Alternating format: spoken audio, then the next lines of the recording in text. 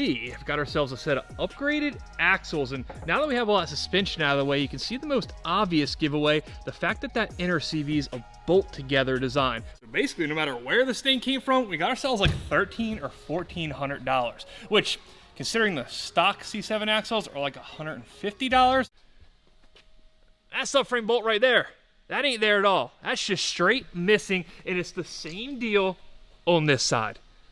We're missing 2 subframe bolts, and the rear 2 on both sides are loose. If this was a C6 Corvette, the engine would literally be falling out of the car right now. You can see back here on this rear mount, there's a significant gap there. That's like a ½ inch, and even up here, there's still a good bit of gap, and if you pry hard enough on it, you can actually see it moving.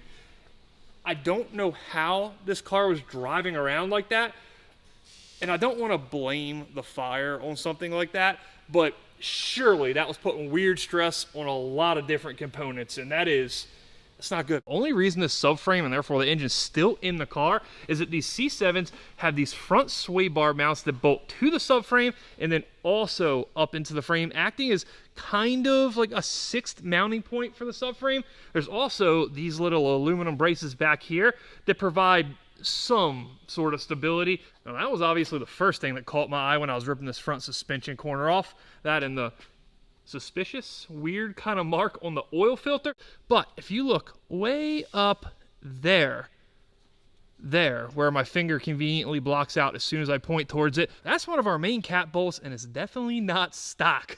Now, you guys might have also noticed that the block is black. In an LS world, that's generally bad news. That means it's been replaced with an iron block, a truck motor, and as soon as I saw that, I thought, here we go again. Maybe it's one of those L8Ts, the 6.6 liters from the new Silverado, but then I saw that part right there. That is raw. It's not painted, so if it was iron, it would be rusted. And also, the end of this magnetic screwdriver, it ain't sticking to it.